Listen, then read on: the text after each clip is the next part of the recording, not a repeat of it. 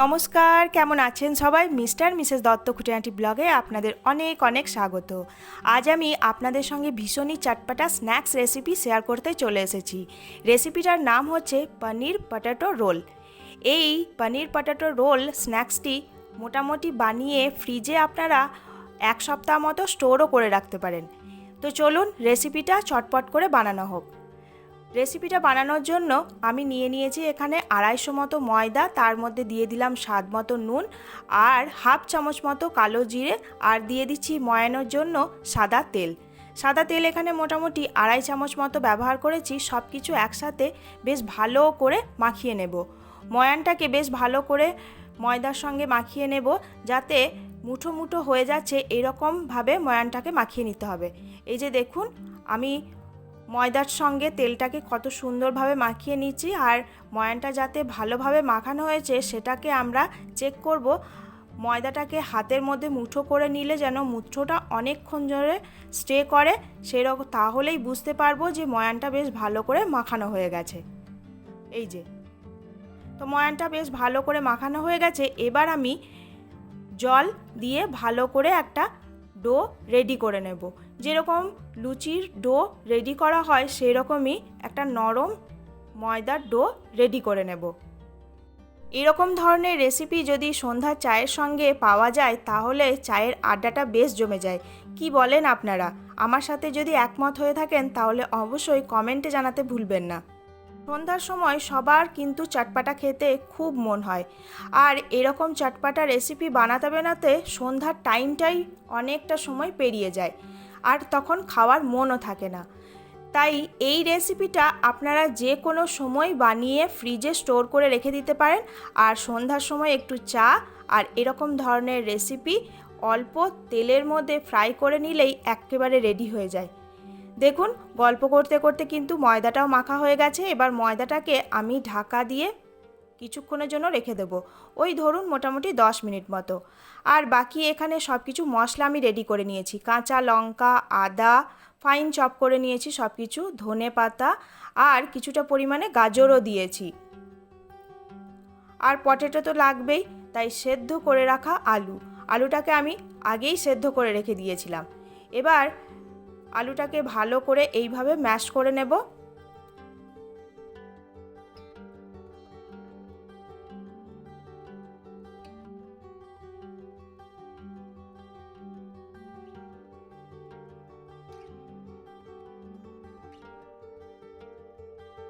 আলুটাকে খুব সুন্দর করে ম্যাশ করা হয়ে গেছে। আর নিয়েছি এক টুকরো মতো পনির। অল্প পরিমাণে পনির লাগবে। আপনাদের কাছে যদি পনিরটা না থাকে পনিরটাকে স্কিপ করে যেতে পারেন, তাহলেও কিন্তু খেতে খুব ভালো লাগে। আর এই রেসিপিটা নিরামিষ, তাই সবার কিন্তু খুব ভালো লাগবে। বাটির মধ্যে নিয়েছি ছোট চামচের 4 চামচ মতো কর্নফ্লাওয়ারটা কখন আমি ইউজ করব আপনারা দেখতে থাকুন। পনিরটাকে আলুর মধ্যে একেবারে গ্রেট করে দিয়ে দিচ্ছি। সব কিছু একসাথে মিক্স করব, তাই আলুর মধ্যেই আমি ভালো করে গ্রেট করে দিয়ে দিচ্ছি।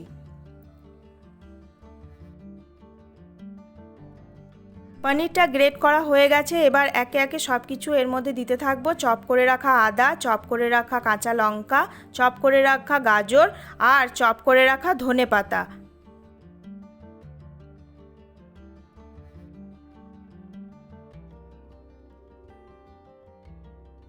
দিয়ে দিলাম স্বাদ মতো নুন, আর দিয়ে দেব হাফ চামচ মতো অ্যারোমেট পাউডার, হাফ চামচ মতো গরম মশলা গুঁড়ো। সব কিছুকে এবার একসাথে ভালো করে মিক্স করে নেব।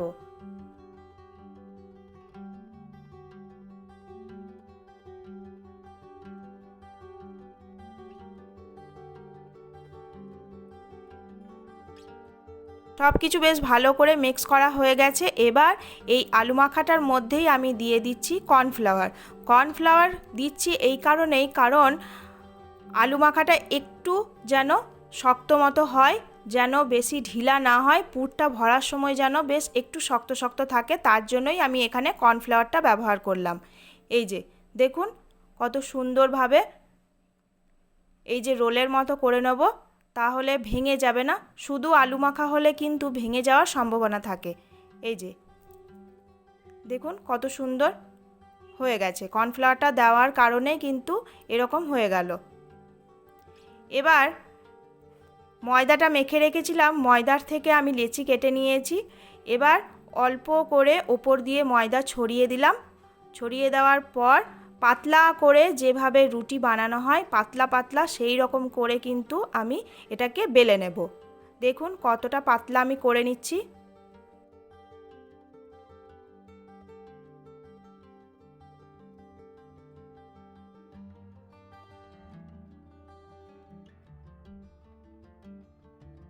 যতটা পাতলা করা সম্ভব ততটা পাতলা আমি করে নিয়েছি। চাকতিটা পুরোটাই আমি বেলে নিয়েছি। এবার সাইড দিয়ে এইভাবে একটু করে কেটে নিচ্ছি, কারণ মোড়ানোর সময় যাতে অসুবিধা না হয়, খুব সুন্দরভাবে রোলের আকার যেন হয়, ওই জন্য আমি সাইড দিয়ে একটু কেটে নিলাম। এবার আলুর যে পুরটা বানিয়েছিলাম পটেটো আর পনির দিয়ে, সেই পুরটাকে আমি দিয়ে দিলাম। আর এখানে আছে কর্নফ্লাওয়ার, ওই 2 থেকে 3 চামচ মতো কর্নফ্লাওয়ার আর 1 চামচ মতো ময়দা দিয়ে অল্প পরিমাণে জল দিয়ে একটা ব্যাটার রেডি করে নিলাম। এবার বেশ ভালো করে এটাকে মুড়িয়ে নিচ্ছি। মোড়ানো হয়ে গেছে, এতটা মতো জায়গা আমি রেখে দিলাম। ওই ব্যাটার, ময়দা আর কর্নফ্লাওয়ারের যে ব্যাটারটা বানিয়েছিলাম সেই ব্যাটারটাকে চামচের সাহায্যে অল্প অল্প করে একটুখানি করে লাগিয়ে দিচ্ছি। খুবই অল্প পরিমাণে লাগিয়ে দেওয়ার পর ভালো করে এটার সাথে চিটিয়ে দেব বা আটকে দেব, যাতে পুরটা বাইরে থেকে বেরিয়ে না আসে আর খুব সুন্দরভাবে রোলটা যেন হয়ে যায়। এই যে এবার চাকুর সাহায্যে একটা করে কেটে নিলাম। দেখুন ভেতরে কিন্তু খুব সুন্দরভাবে পুরটা রেডি হয়ে আছে আর রোলের আকারে হয়ে গেছে। সবগুলোকে আমি এখানে বানিয়ে নিয়েছি, কত সুন্দর হয়েছে দেখুন। এগুলো অনেকটা পরিমাণে বানিয়ে নিয়েছি আমি। কিছুটা, সবগুলো আজকেই আমি ফ্রাই করে নেব না, কিছুটা আমি ফ্রিজে স্টোর করেও রেখে দেবো, যাতে 2 দিন 3 দিন পর আমি আবার এটাকে ফ্রাই করে খেতে পারি। এখানে আমি কড়াইয়ের মধ্যে তেল বসিয়ে দিয়েছি, অনেকটা পরিমাণে তেল বসিয়েছি যেহেতু ডিপ ফ্রাই করতে হবে। তেলটা ভালো করে গরম হয়ে গেছে, এবার আমি একে একে তেলের মধ্যে দিয়ে দিচ্ছি। এবার আর কিছুই না, একে একে এই পনির পটেটো রোলগুলোকে ফ্রাই করে নিতে হবে। তবে হ্যাঁ, গ্যাসের ফ্লেমটাকে মিডিয়াম করে রাখলে তবেই ভালো। যদি হাই করে রাখা হয় তাহলে কিন্তু উপর দিয়ে বা নিচ দিয়ে পুড়ে যাবে, ওপরটা কিন্তু কাঁচা থেকে যাবে। তাই মিডিয়াম করে রেখে উল্টে পাল্টে দিয়ে এগুলোকে খুব সুন্দর করে ব্রাউন কালার যতক্ষণ না হচ্ছে ততক্ষণ অবধি কিন্তু ভেজে নিতে হবে। দেখুন আমি খুব সুন্দর করে উল্টে পাল্টে দিচ্ছি, কিন্তু পুর কিন্তু বেরিয়ে আসেনি। এই ধরনের স্ন্যাক্স আমরা ফ্রিজের মধ্যে, আমি তো বললাম, স্টোর করে রেখে দেওয়া যায়।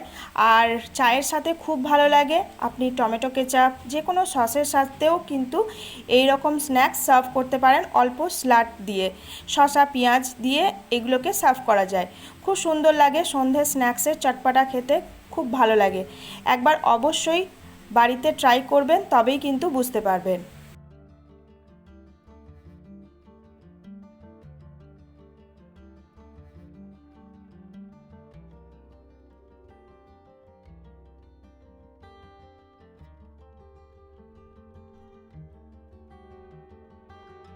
আজকের রেসিপি পনির পটেটো রোল এক্কেবারে ডান। কত সুন্দর কালার এসেছে দেখুন, খুব সুন্দর করে ভাজা হয়ে গেছে।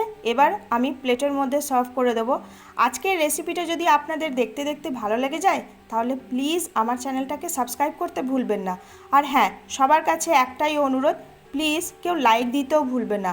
আপনাদের লাইকই কিন্তু আমাকে উৎসাহ করে এরকম ধরনের নতুন নতুন রেসিপি আপনাদের সঙ্গে শেয়ার করার জন্য। আজকের এই পনির পটেটো রোল খুব সহজ পদ্ধতিতে আপনাদের সঙ্গে শেয়ার করার চেষ্টা করলাম। কার কেমন লাগলো অবশ্যই কমেন্টে জানাতে ভুলবেন না। সবাই খুব ভালো থাকবেন, সুস্থ থাকবেন। আগামী দিনে আপনাদের সঙ্গে আরও নিত্য নতুন রেসিপি নিয়ে চলে আসবো শেয়ার করার জন্য। ততক্ষণের জন্য সবাই খুব ভালো থাকবেন, সুস্থ থাকবেন। টাটা।